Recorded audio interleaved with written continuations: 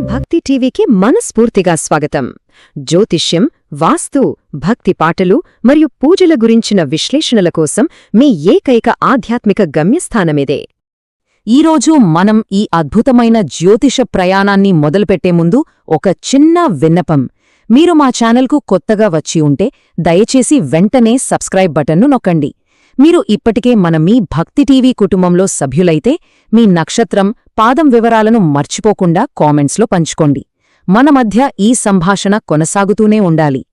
ఈ రోజు మనం వేద జ్యోతిష్యంలో ఒక ప్రత్యేక స్థానమున్న, అందానికి, సృజనకు ప్రతీక అయిన రోహిణీ నక్షత్రం గురించి చాలా లోతుగా తెలుసుకోబోతున్నాం.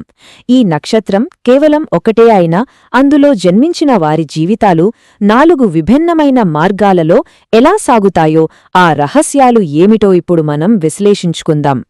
సరే, ఈరోజు మన ప్రయాణం ఎలా సాగుతుందో చూద్దాం.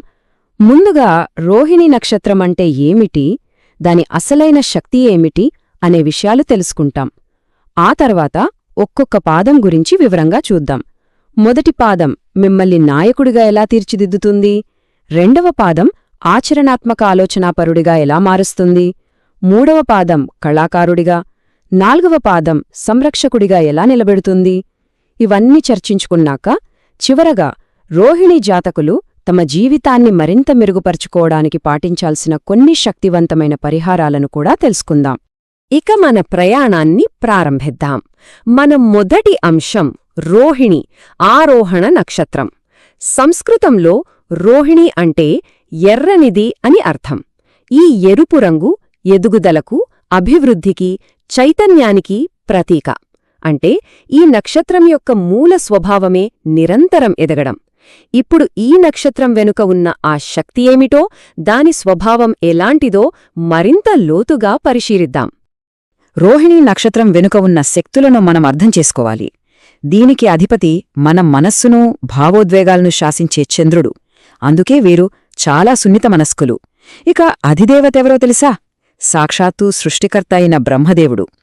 అందుకే రోహిణీ జాతకులలో సృజనాత్మకత వెల్లువెత్తుతూ ఉంటుంది. వీరి చిహ్నం ఎద్దుల బండి లేదా రథం. ఇది దేనికి సంకేతం? స్థిరమైన, నిరంతర పురోగతికి సంకేతం. వీరు మనుష్యగణం కింద వస్తారు. అంటే ప్రాపంచిక సుఖాలను, బంధాలను అనుభవిస్తూనే ఆధ్యాత్మిక మార్గాన్ని కూడా అన్వేషిస్తారు. అందుకే వీరిని అంతిమ లక్ష్యం మోక్షం, అంటే జననమరణ చక్రం నుండి విముక్తి పొందడమన్నమాట. ఒక్క మాటలో చెప్పాలంటే రోహిణీ నక్షత్రం యొక్క సారాంశం సౌందర్యం, సృజనాత్మకత, సంతానం మరియు భావోద్వేగాల కలయిక.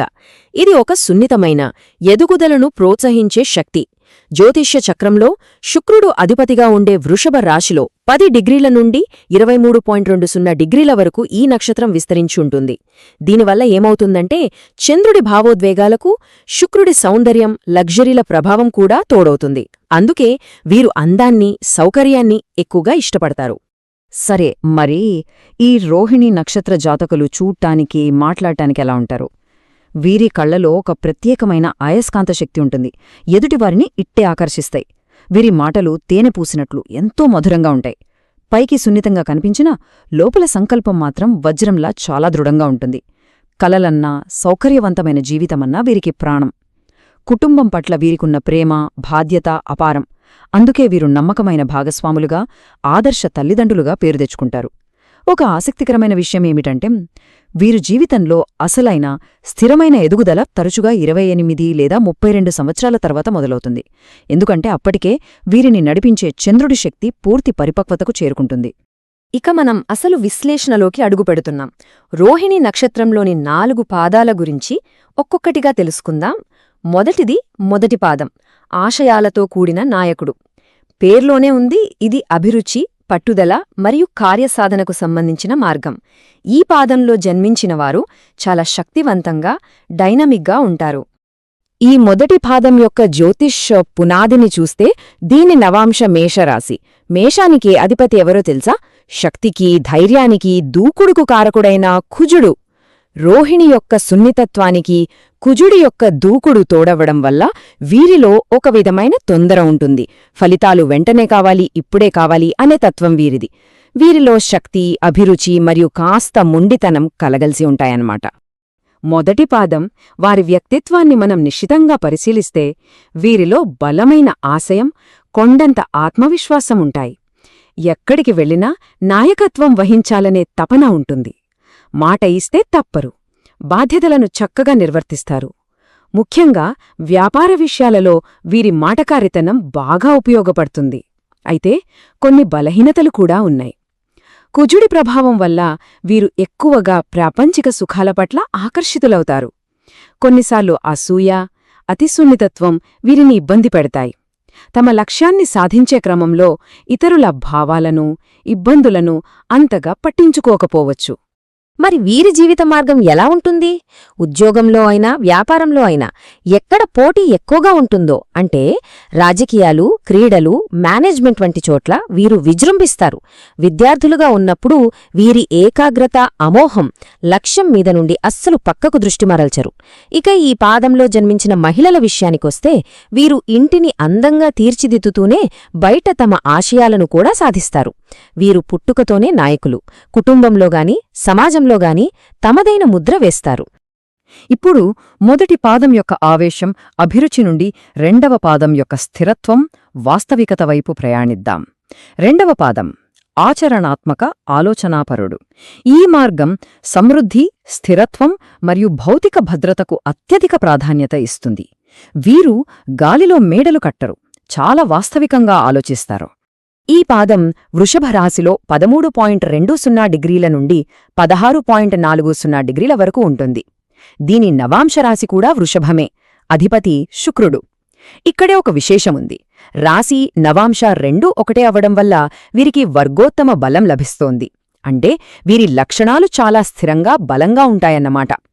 శుక్రుడి ప్రభావం రెట్టింపవడం వల్ల వీరికి అందం, విలాసాలు, సౌకర్యవంతమైన జీవితంపై మక్కువ చాలా ఎక్కువగా ఉంటుంది.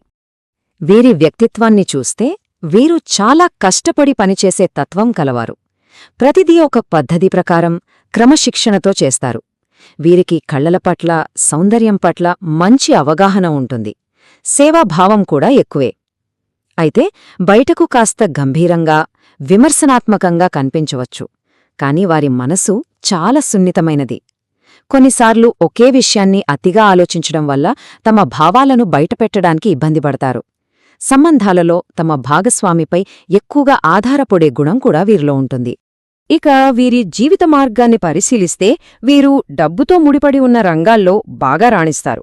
అంటే ఆర్థిక రంగం, బ్యాంకింగ్, ఫ్యాషన్, డిజైనింగ్ వంటి విలాసవంతమైన పరిశ్రమలు. అలాగే వృషభం భూమితత్వ రాశి కాబట్టి వ్యవసాయం మరియు రవాణా రంగాల్లో కూడా రాణిస్తారు. వీరు ప్రతి విషయాన్ని ప్రణాళికాబద్ధంగా చేస్తారు. విద్యార్థులుగా ఉన్నప్పుడు చాలా క్రమశిక్షణతో చదువుకొని నిలకడగా మంచి ఫలితాలను సాధిస్తారు. ఈ పాదల్లో జన్మించిన స్త్రీలు డబ్బును పొదుపు చేయడంలో, సంపదను పెంచడంలో చాలా తెలివైనవారు. ఇంటిని, కుటుంబాన్ని సౌకర్యవంతంగా, భద్రంగా ఉంచడానికి ఎక్కువ ప్రాధాన్యతేస్తారు. ఇప్పటివరకు మనం మొదటి 2 పాదాల గురించి వివరంగా తెలుసుకున్నాం కదా. ఒకవేళ మీది రోహిణి మొదటి లేదా 2వ పాదమైతే ఈ వివరణ మీ స్వభావానికి మరియు మీ జీవితంలో జరిగిన సంఘటనలకు ఎంతవరకు దగ్గరగా ఉందో ఒక్కసారి ఆలోచించుకోండి. నిజంగానే ఇలాగే ఉన్నారా? మీ అనుభవాలను మాతో పంచుకోగలరా? ఈ విశ్లేషణ మీ స్వభావానికి దగ్గరగా ఉంటే దయచేసి కామెంట్స్లో సరిగ్గా ఉంది అని చెప్పండి. లేదంటే సరిగ్గా లేదు అని కూడా చెప్పొచ్చు. మీ స్పందన మాకెంతో విలువైంది. ఎందుకంటే దాని ఆధారంగా మేము మరింత మెరుగైన విశ్లేషణలు అందించగలుగుతాం. ఒకవేళ మీరు ఇంకా మీ నక్షత్రం, పాదం చెప్పనట్లయితే ఇప్పుడు పంచుకోండి. అలాగే మా ఛానల్కు సబ్స్క్రైబ్ చేసుకోవడం అస్సలు మర్చిపోకండి. సరే, ఇప్పుడు 3వ పాదం వైపు వెళదాం. ఈ పాదం పేరు కళాత్మక సమన్వయకర్త. ఈ మార్గం మేధస్సు, కళలు మరియు సామాజిక నైపుణ్యాలకు సంబంధించింది. వీరు తమ మాటలతో, తెలివితేటలతో అందర్నీ ఆకట్టుకుని సంబంధాలను చక్కగా సమన్వయం చేయగలరు. ఈ పాదం వృషభ రాశిలో 16.40 డిగ్రీల నుండి 20.00 డిగ్రీల వరకు ఉంటుంది. దీని నవాంశ రాశి మిథునం మరియు అధిపతి బుధుడు. బుధుడు వాక్కుకు, తెలివితేటలకు, విశ్లేషణకు మరియు వ్యాపారానికి కారకుడు. కాబట్టి ఈ జాతకులలో అద్భుతమైన సంభాషణ నైపుణ్యాలు, మానసిక స్పష్టత ఉంటాయి. వీరు ఎలాంటి కష్టమైన పరిస్థితులనైనా తమ తెలివితో తట్టుకుని నిలబడగలరు. అందుకే వీరి కీలక పదం స్థితిస్థాపకత. వీరి వ్యక్తిత్వం చాలా సమతుల్యంగా ఉంటుంది. వీరు చాలా తెలివైనవారు, ప్రతి విషయాన్ని లోతుగా విశ్లేషిస్తారు. తమ ఆకర్షణీయమైన మాటలతో, దౌత్యంతో ఎలాంటి పెద్ద సమస్యనైనా చాలా సులభంగా పరిష్కరించగలరు. ఎప్పుడూ న్యాయం వైపు నిలబడతారు. అయితే వీరి ముందున్న సవాళ్లు ఏమిటంటే, కొన్నిసార్లు ఒకే విషయాన్ని అతిగా విశ్లేషించడం వల్ల ఏ నిర్ణయం తీసుకోవాలో తెలియక తడబడతారు.